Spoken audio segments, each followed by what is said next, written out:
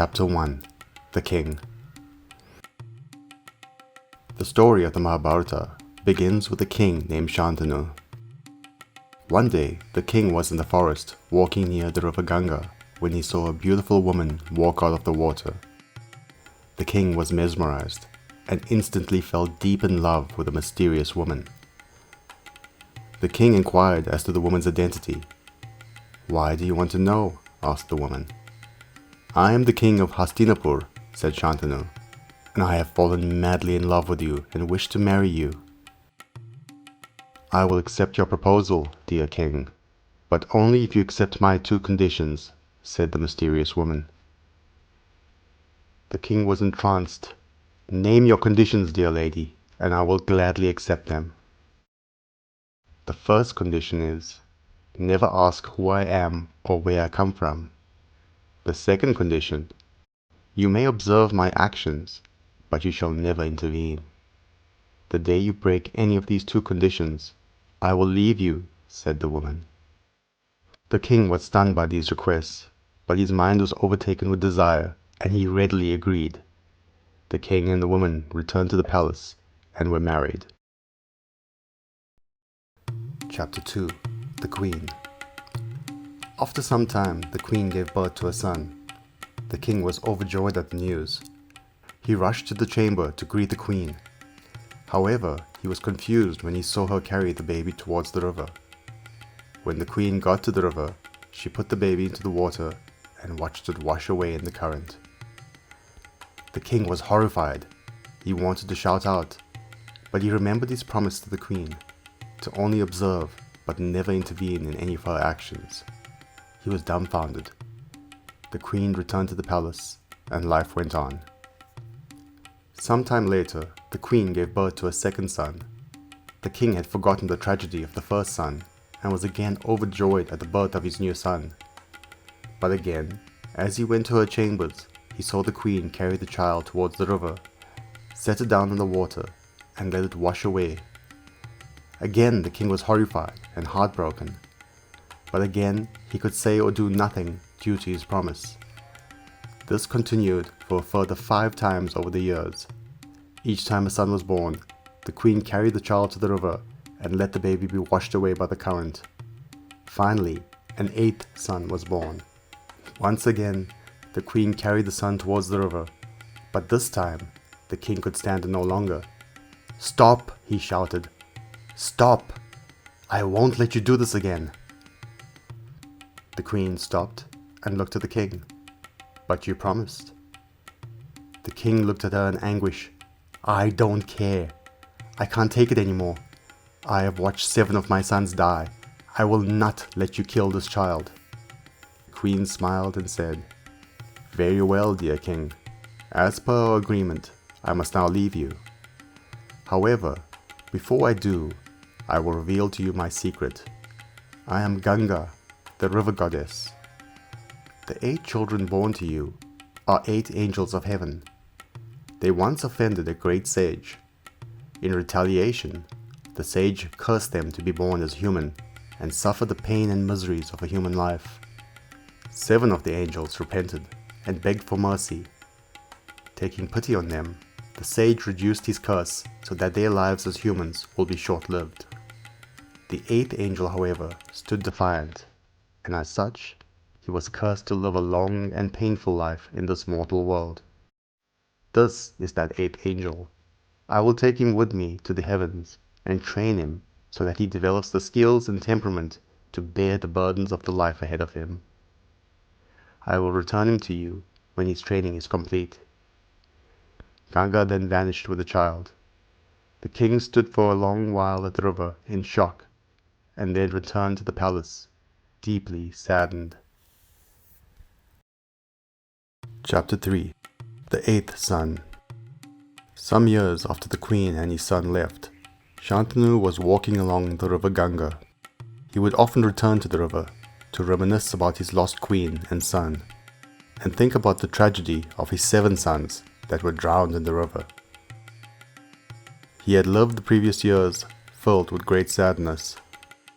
This time, he saw a boy playing with a bow and arrow near the river. Something about the teenager made him curious and drew him closer. As he approached the boy, goddess Ganga emerged from the river. "Greetings, dear king.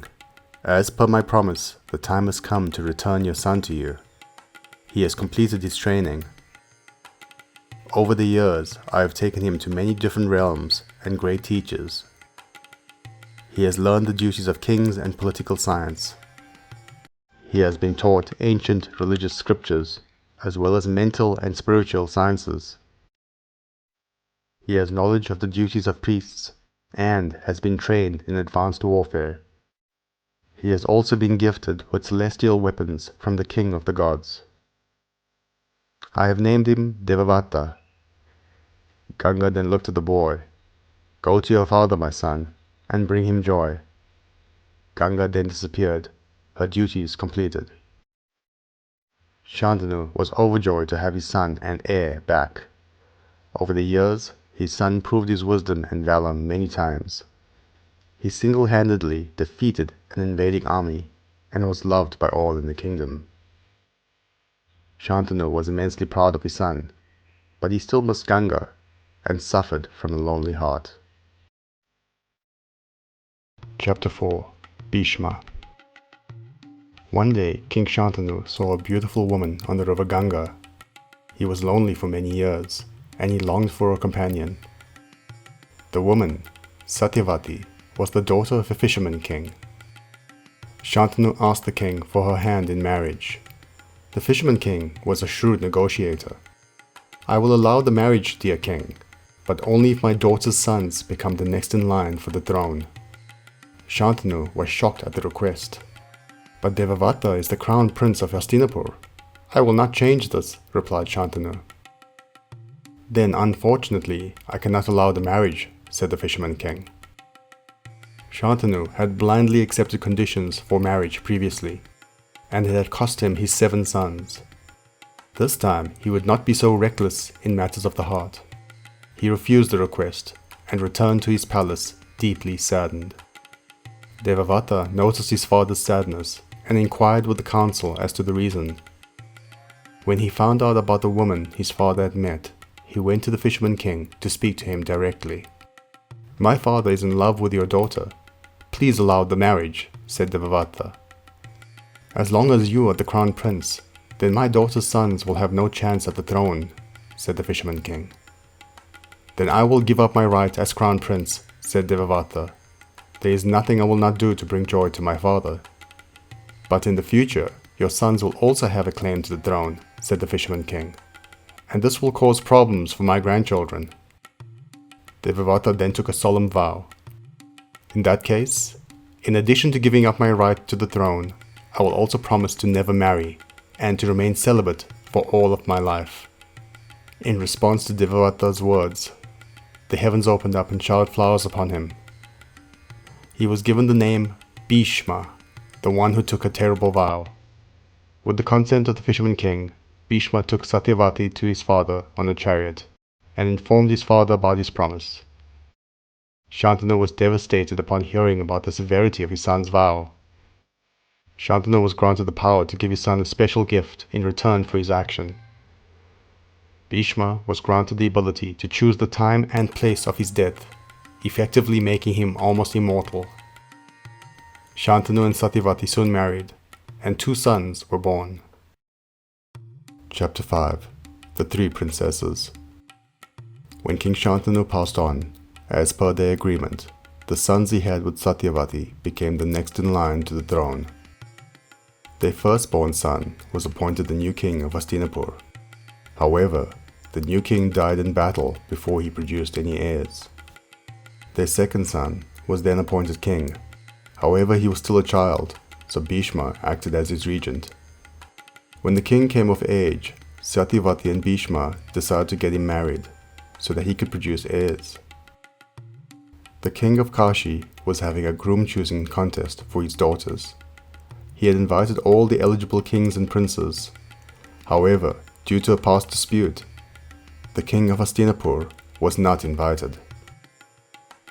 Bhishma was insulted by the omission, and with the permission of Satyavati, went to Kashi to win the princesses for his brother. Bhishma gathered the 3 princesses into his chariot and challenged the suitors to win them back. The kings and princes gave chase, and a fierce battle ensued, but they were no match for Bhishma. He fended off their attacks easily. One suitor, however, King Shalva, remained in chase for the longest and fought the hardest, trying desperately to win back the princesses. Bhishma destroyed his carriage, leaving him humiliated, but spared his life. The 3 princesses, Amba, Ambika, and Ambalika, were brought to Hastinapur and offered to the king for marriage. The eldest princess, Amba, appealed to Satyavati. She was in love with Shalva, the king who pursued Bhishma the longest. On Satyavati's request, Bhishma allowed her to return to Shalva. However, in the years to come, Amba would play a pivotal part in the life of Bhishma. The 2 remaining princesses, Ambika and Ambalika, were married to the king. Sadly, the young king died of an illness before he could produce any heirs. Satyavati was troubled. The kingdom was left without any lineage. She appealed to Bhishma to take up the throne and to take his brother's wives as his own. "Mother," he replied, "you above all others know of my vow to never take the crown and to remain celibate all my life. I will not break this oath." Satyavati then thought of another solution to the problem they faced. She decided to reveal a secret that she had carried for many years. Thank you for watching so far. I hope you enjoyed. If you did, please hit the like button. If you're new here, please subscribe. This will ensure that more people can find this resource. Click the notification button so that you can be the first to know about new uploads. And please do comment below. I'll do my best to reply to any questions. Thank you.